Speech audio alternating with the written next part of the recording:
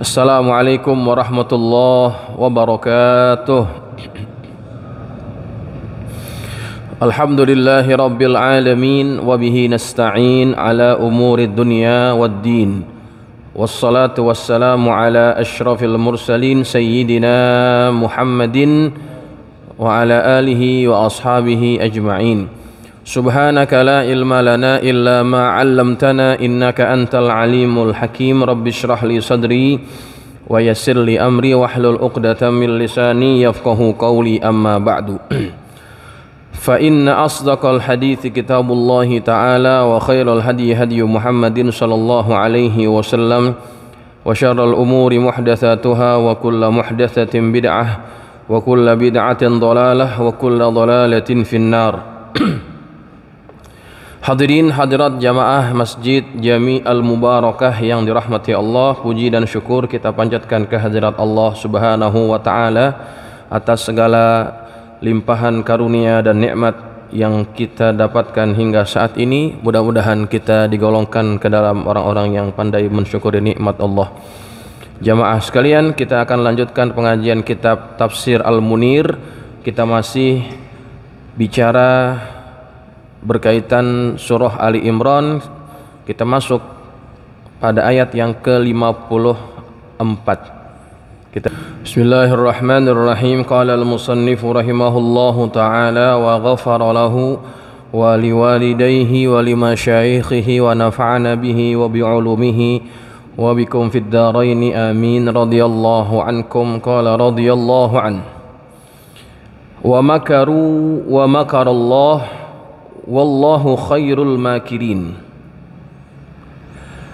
Wa makaru ay aradal yahudu qatla Isa. Mereka membuat makar, membuat tipu daya, yakni orang-orang Yahudi menghendaki untuk membunuh Nabi Isa. Wa makarallah, dan Allah juga membuat tipu daya, membuat makar.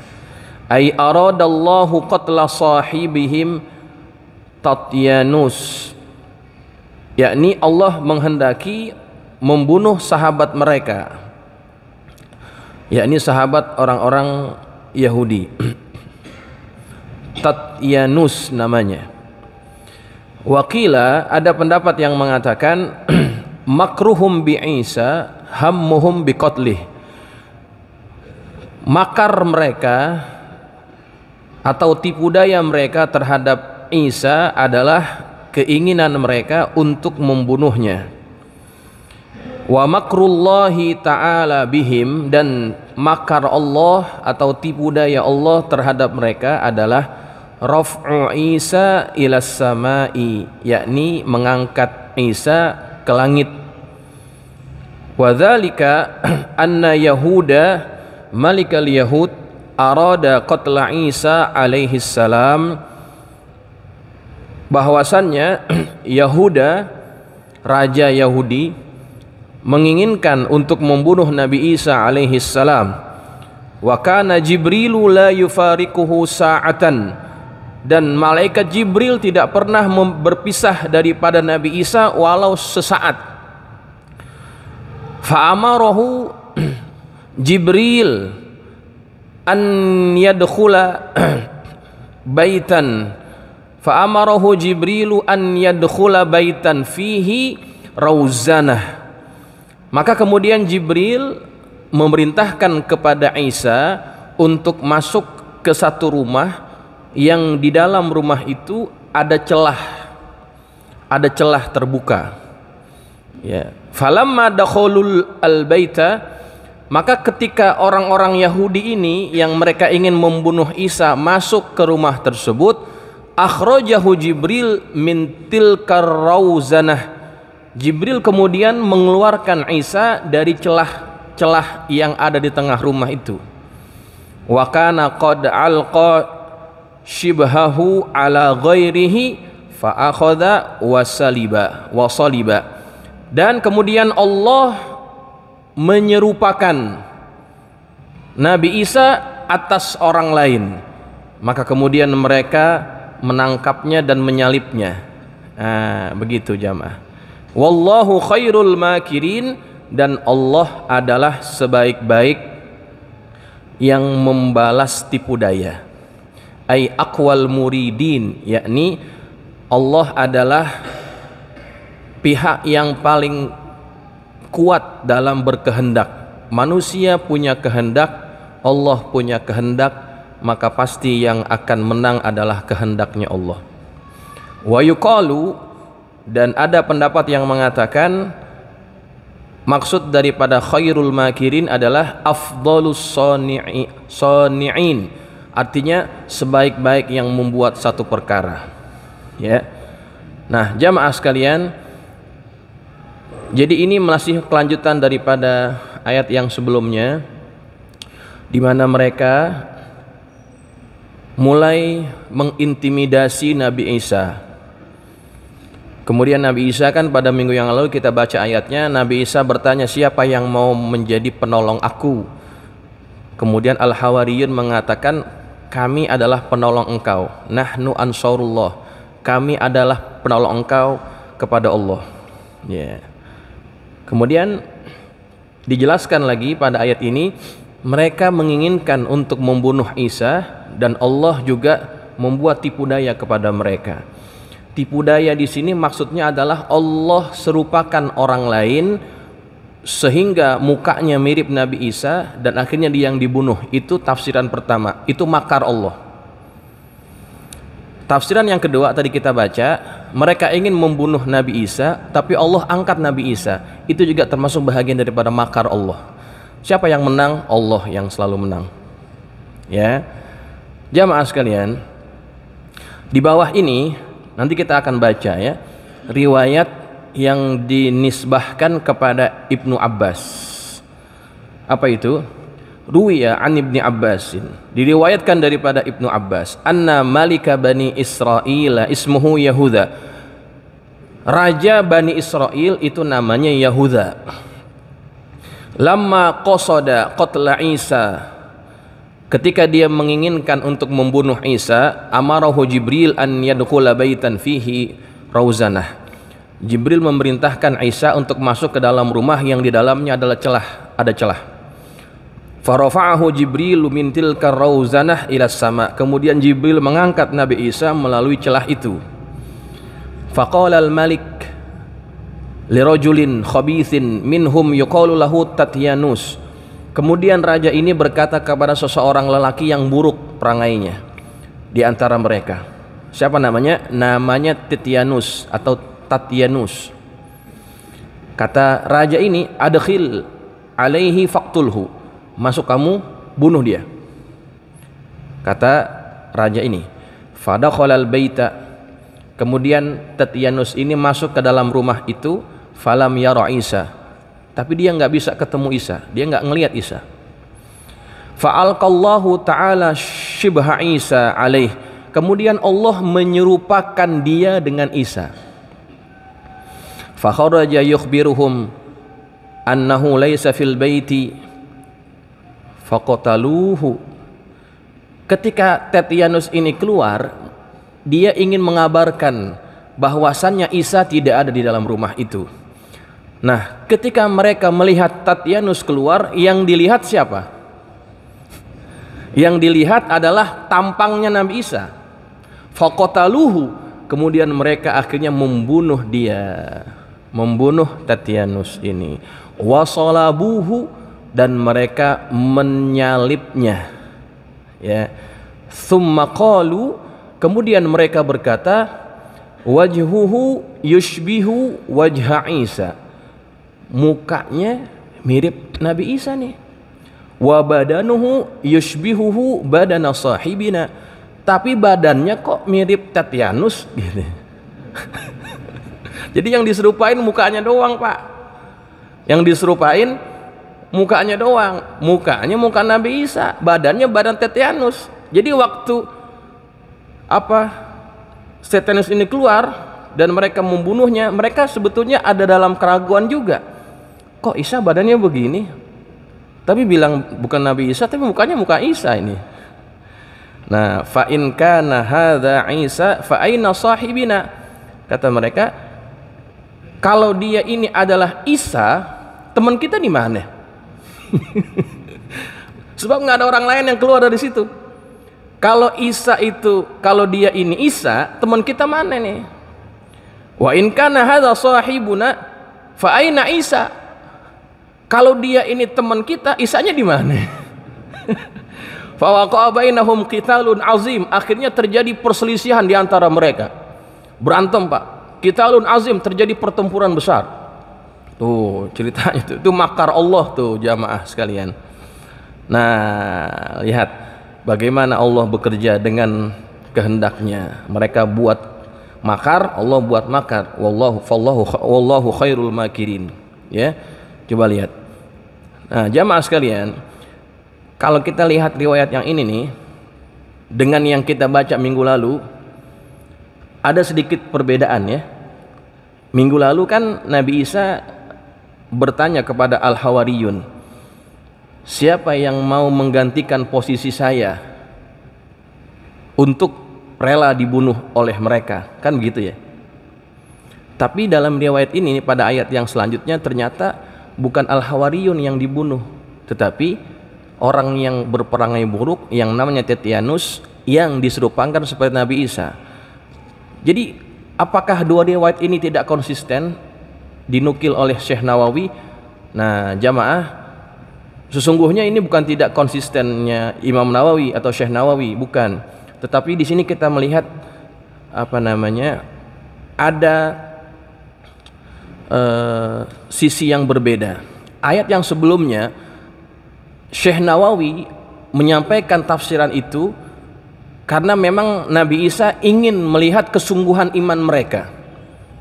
Siapa yang mau berkorban menggantikan saya ketika mereka ingin bunuh saya? Kemudian kata mereka, kami. Gitu. Tetapi realitanya mereka nggak dikorbankan. Malahan Allah menyerupakan mereka itu, yakni orang-orang Yahudi yang ingin bunuh Nabi Isa, yang diserupakan seperti Nabi Isa, dan akhirnya dia yang terbunuh. Ya, dia yang terbunuh. Tuh jamaah sekalian. Jadi tidak ada yang dikorbankan dari kalangan Al-Hawariyun, begitu ya.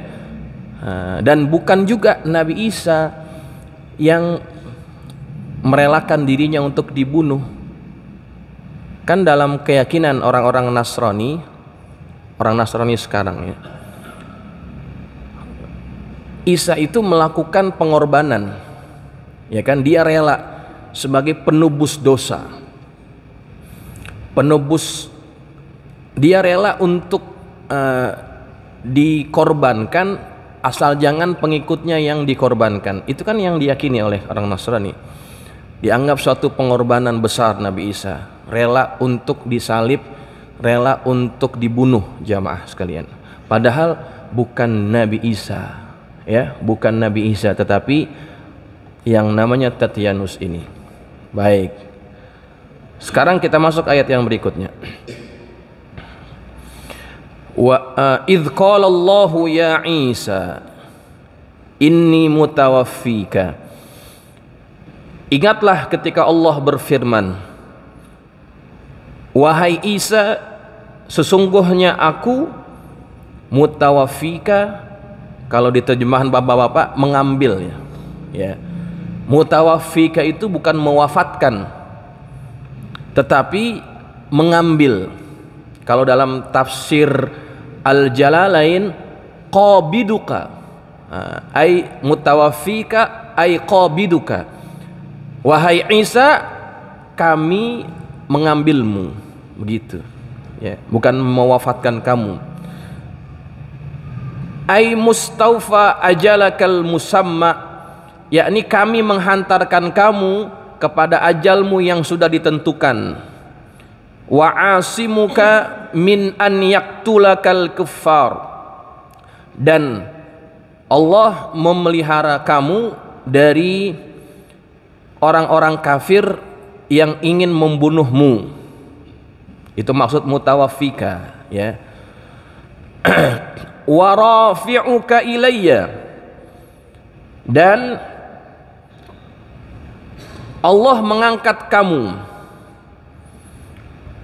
yakni Allah mengangkat Nabi Isa kepadaku, wa rafi'uka, aku mengangkat engkau kepadaku, minal ardi, daripada bumi, ila mahalli karamati, kepada tempat kemuliaanku, wa ila mahalli thawabika, dan kepada tempat diberikannya pahala buat kamu, wa mutahhiruka, dan mensucikanmu, minal ladzina kafaru, dari orang-orang kafir, bika, yang kafir kepadamu, ay munajjika minhum, yakni Allah menyelamatkanmu daripada mereka, waja'ilul ladzina taba'uka, dan menjadikan orang-orang yang mengikutimu, ay alladzina amanu bi annaka abdullahi wa rasuluh,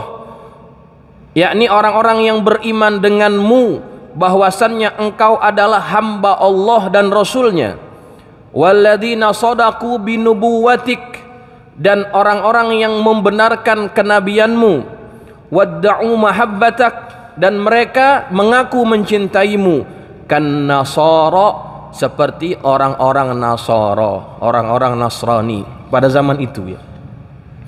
Allah menjadikan orang-orang yang mengikutimu itu fauqal ladzina kafaru, senantiasa berada di atas dari orang-orang kafir yang kafir kepadamu, wahum al-yahudu, yakni mereka itu adalah Yahudi, bil hujjati, orang-orang yang mengikutimu itu selalu unggul ya, selalu berada di atas daripada orang-orang kafir, yakni orang-orang Yahudi, bil hujjah, unggul dalam hujjah, wassaif, unggul dalam pedang, artinya dalam peperangan, wal qahr, dalam urusan memaksa, wasultan, dan kekuasaan, wal isti'la, dan kemenangan, wan nusrah, dan pertolongan.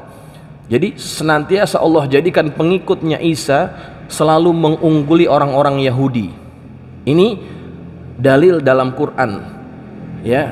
Nanti kita lihat Pak, apa buktinya. Bahkan kata Allah, ila yaumil qiyamah, sampai hari kiamat orang-orang Yahudi nggak akan pernah bisa mengalahkan pengikut-pengikutnya Isa sampai hari kiamat. Nanti saya berikan contoh buktinya. Kita baca dulu. Fa inna malikal yahud, sesungguhnya raja Yahudi atau kerajaan Yahudi, qad zahaba, telah hilang, falam tabqa lahum qil'atun, dan tidak ada tersisa bagi mereka benteng satu pun, nggak ada di dunia ini benteng Yahudi, wala sultanun, dan tidak juga ada tersisa kekuasaan, wala syaukatun, ataupun kekuatan, fi jami'il ardi, di seluruh dunia ini tidak ada lagi kekuatan yang tersisa dari kerajaan Yahudi. Bal yakununa makhurina aina ma kanu bidzullati wal maskanah, bahkan mereka itu menjadi orang-orang yang senantiasa ditindas di mana saja mereka berada dengan kehinaan dan kemiskinan. Oh jamaah, jadi ini menjadi bukti yang nyata daripada Quran bahwasanya Yahudi itu sampai hari kiamat menjadi pesakitan ya, sejak zaman Nabi Isa Pak. Nah di sini jelaskan ceritanya nih, wa malikun nasara baqin qaimin ila qaribin min qiyamis sa'ah, sedangkan kerajaan Nasara itu kekal berdiri sampai mendekati waktunya hari kiamat. Fa inna nara anna daulatan Nasara fid dunya a'zamu wa aqwa min amril yahud, dan sesungguhnya kita melihat bahwasannya negeri atau kerajaan Nasrani di dunia ini lebih besar dan lebih kuat daripada perkaranya orang-orang Yahudi ya, perkaranya orang-orang Yahudi. Wa dzakara Muhammad bin Ishaq. Muhammad bin Ishaq menceritakan satu riwayat, annal yahuda azabul al-hawariyuna. Sebentar deh, saya belum masuk sini dulu. Saya mau jelasin ini. Jamaah sekalian, jadi ayat ini tadi kita baca bahwa orang-orang Yahudi itu senantiasa tertindas, senantiasa kalah sejak zaman tersebut sampai hari kiamat. Nah, setelah zaman dinaikannya Isa ke langit, itu orang Yahudi akhirnya ditindas oleh Raja Romawi. Karena waktu itu Palestina, ya, atau Baitul Maqdis, tempat di mana Isa berada waktu itu di bawah jajahan Romawi. Syam itu kan sekarang sudah terpecah menjadi beberapa negara, ya. Palestina, Jordan, Suriah, Lubnan. Itu Syam dulunya. Syam waktu itu, Pak, itu di bawah jajahan Romawi. Nah, ketika kejadian itu, jamaah, ini orang-orang Nasrani ngadu ke Raja Romawi. Dan akhirnya Raja Romawi ini akhirnya ikut kepada ajaran Nasrani. Dan akhirnya juga Raja Romawi ini menindas, mengusir orang-orang Yahudi yang ada di Baitul Maqdis sehingga mereka keluar semua.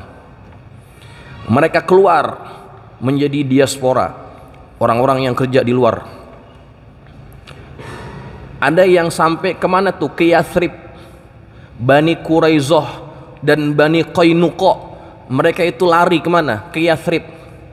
Karena menurut pandangan apa yang mereka baca, Nabi akhir zaman itu akan diutus, dan diutusnya di negeri yang mereka kenal sebagai Yathrib, Pak. Begitu. Dan mereka ketika ada di Madinah, mereka bikin onar juga, berantem juga sama orang Arab Madinah waktu itu. Yathrib namanya. Berantem nih sama Aus Khazraj, ini berantem terus nih. Di mana-mana nih orang Yahudi di resek ya. Jadi di mana-mana tuh mereka selalu dihinakan sampai hari ini, Pak. Kalau kita baca sejarah agak ke belakang sedikit dari zaman kita nih, sebelum dibentuknya negara Haram Israel, orang Yahudi ada di mana, Pak? Orang Yahudi itu terpencar-pencar ke seluruh dunia, dan di mana mereka ada, mereka selalu dihinakan. Bahkan pada zamannya Hitler berkuasa, itu Yahudi dibunuh-bunuhin, dibunuh-bunuh secara besar-besaran, yang disebut dengan Holocaust. Dibunuh besar-besaran dan disisakan sedikit. Kata Hitler, aku tinggalkan sedikit daripada Yahudi, biar kalian tahu kenapa saya bunuh mereka. Itu ditindas, Pak. Nah, apa yang mereka alami dari penindasan-penindasan itu, jamaah, itu diantara bukti yang Allah sebut dalam ayat ini.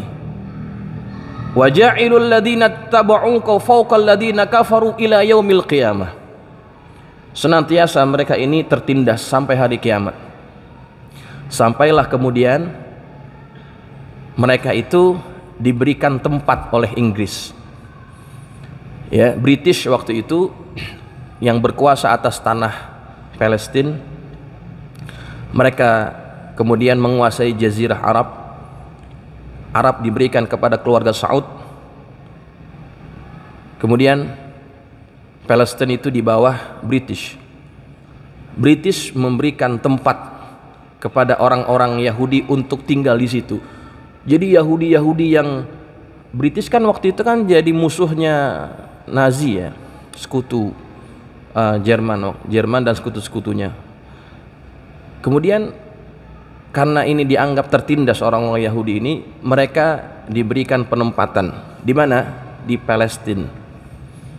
Dulunya numpang. Bahkan masih banyak tuh tersebar di media sosial kartu identitas awal mereka waktu datang, Ariel Sharon, Yitzhak Rabin, ya, Itu semuanya masih ada datanya. Dulunya mereka itu pendatang, ada keterangan bahwa mereka itu pendatang sementara. Dan akhirnya seperti sekarang ini jadinya, ya, ketika mereka mendeklarasikan Zionisme. Zionisme artinya itu mereka ingin memiliki negara kembali itu. Mereka menganggap Palestina itu adalah kerajaan mereka yang hilang, jamaah sekalian. Memang dulu pada zaman kerajaannya Sulaiman itu kan kerajaan Yahudi. Nabi Sulaiman itu kan termasuk raja terakhir daripada kerajaan Yahudi. Setelah Nabi Sulaiman wafat, kerajaan Yahudi ini pecah menjadi dua, ada yang utara, ada yang selatan. Ya, sampai pada zaman Nabi Isa, begitu ceritanya. Nah, jamaah sekalian, jadi sampai hari kiamat orang-orang Yahudi ini ditindas terus. Ya, kenapa begitu? Karena perbuatan mereka. Nah, jamaah sekalian, saya ingin cerita sedikit kenapa mereka pindah ke Yathrib itu. Ketika mereka ditindas di Palestina, mereka pindah ke Yathrib. Jamaah, pada kira-kira 400 tahun sebelum diutusnya Nabi Muhammad, kira-kira 400 lebih lah ya, ada raja yang namanya Raja Tubba. Raja Tubba ini dia lewat di dekat kota Yathrib waktu itu. Maka ada salah satu pemuka agama Yahudi yang dia ini berkata kepada sang raja. Kata pemuka Yahudi ini yang dia mengetahui kitab Taurat juga dan Injil juga, dia mengatakan Nabi akhir zaman akan tinggal di negeri ini. Nabi akhir zaman akan tinggal di negeri ini. Ini sebelum mereka datang nih ke Yathrib nih. Begitu. Nah, kata Raja Tuba ini, kalau begitu bangunkan rumah. Bangunkan rumah di negeri ini, siapkan untuk Nabi akhir zaman kalau dia sudah tiba.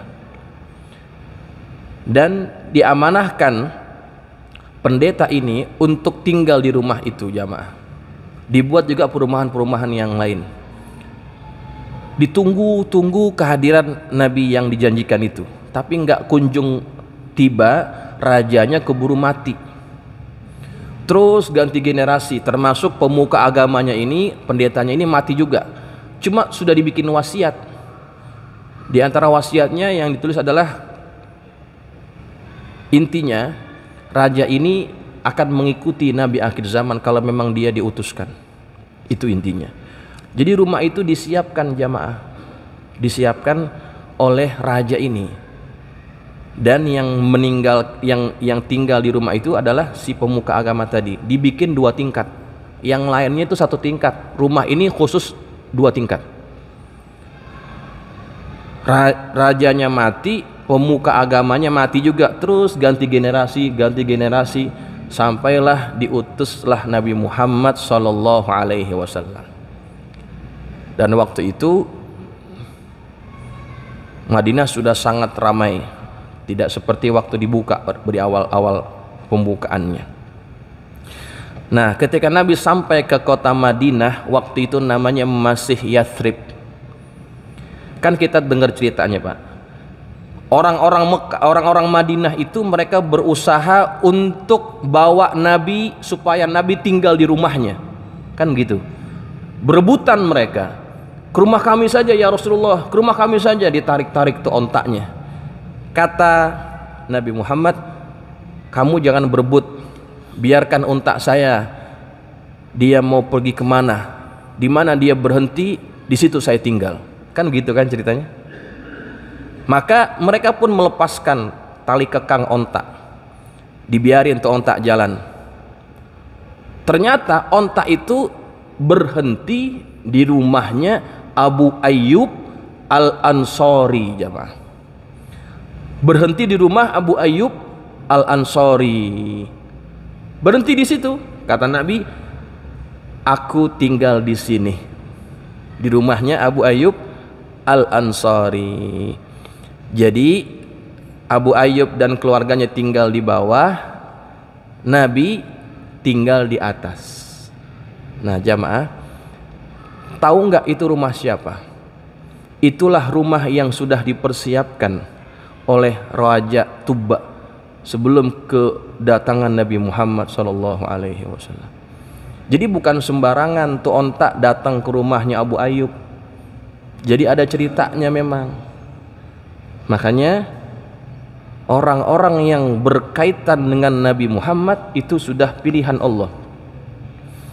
Nah waktu itu orang-orang Yahudi jamaah, sebelum dia tahu bahwa Nabi akhir zaman itu adalah dari bangsa Arab, ya sebelumnya mereka mengatakan kepada orang-orang Arab, ketika mereka ditindas, mereka dimusuhi, kata orang Yahudi ini, liatin ntar, kalau ntar udah diutus Nabi akhir zaman, kami akan balas perbuatan kalian, Nabi kami akan membela kami, kata mereka. Ternyata Nabi akhir zaman dari bangsa Arab. Ketika dia tahu, orang-orang Yahudi ini tahu Nabi akhir zaman adalah bangsa Arab, mereka mengkufurinya. Mereka tidak mau ngikut kepada Nabi Muhammad. Ya, tuh jamaah sekalian, tuh buruknya perangai Yahudi itu. Buruknya perangai Yahudi, dengkinya begitu luar biasa kepada orang-orang non Yahudi. Ya.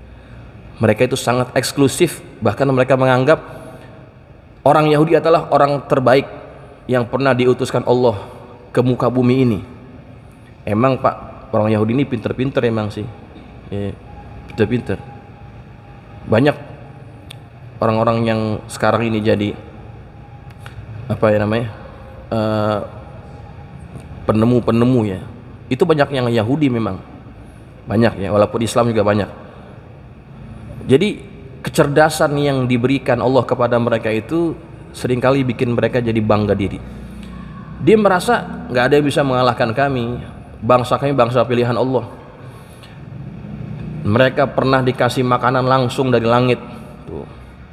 Mereka pernah dibela sama Allah, diselamatkan oleh Allah daripada Fir'aun dan lain sebagainya. Jadi apa yang pernah mereka dapatkan dulu itu menjadi sesuatu yang membuat mereka membanggakan dirinya, ya, menganggap yang lain tuh remeh, rendah.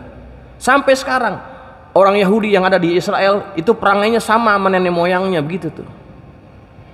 Yang sekarang namanya siapa? Benjamin Benjamin Netanyahu. Ya Allah, ini orang emang nggak buang-buang deh sama nenek moyangnya begitu kira-kira. Nah jamaah sekalian, itulah apa yang Allah katakan dalam Quran, bahwa waja'ilul ladina taba'uka fawqal ladina kafaru ila yaumil qiyamah. Nanti pada akhirnya Yahudi ini juga akan dikalahkan oleh Nabi Isa alaihi salam, termasuk orang-orang Nasrani yang menyelewengkan ajarannya Nabi Isa, salib-salib yang dianggap suci. Ya, tadi nanti dibaca itu di bawahnya. Nanti kita baca minggu depan. Salib-salib yang dianggap suci itu dipatahkan, dihancurkan oleh Nabi Isa alaihi salam. Ya. Bahkan ada kain suci yang menutupi wajahnya Isa yang diserupakannya. Itu kan jadi kain yang apa namanya? Yang dianggap hebat oleh orang-orang Nasrani itu. Padahal tuh mukanya bukan muka Nabi Isa asli, cuman diserupakan. Tapi mereka meyakini itu adalah Isa, jamaah. Ya. Nah inilah kesesatan yang nyata, yang menjadi satu kecacatan dalam keimanan, ya, dalam keyakinan orang-orang Nasrani. Kita bersyukur bahwa kita tidak menjadi orang-orang yang berakidah seperti itu. Ya, Allah pilih kita menjadi orang-orang yang beriman kepada Nabi Muhammad, beriman kepada Nabi Isa, bahwa Isa itu adalah Rasul Allah, hamba Allah, bukan Tuhan dan bukan anak Tuhan. Ini keimanan yang benar, dan kita bersyukur kita dipilih oleh Allah menjadi bahagian golongan-golongan yang benar, jamaah sekalian. Nah, mudah-mudahan Allah tetapkan iman kita, Islam kita, karena banyak sekarang ini Bahkan di kalangan artis, dulunya Muslim, sekarang jadi Nasrani. Ya, beberapa orang nama artis tuh ya, kita nggak perlu sebut namanya. Dulunya Muslim, bapaknya Muslim, sekarang anaknya kafir, anaknya murtad. Na'udzubillahi min dzalik. Semoga Allah pelihara dan keturunan kita semuanya supaya kita mati dalam keadaan beriman kepada Allah Subhanahu wa taala, dan beriman kepada Nabi Muhammad, dan beriman kepada Nabi Isa alaihi salam. Al-Fatihah. A'udzubillahi minasyaitonir rajim. Bismillahirrahmanirrahim. Ar-Rahmanir-Rahim. Maliki yaumiddin. Shiratal ladzina an'amta 'alaihim.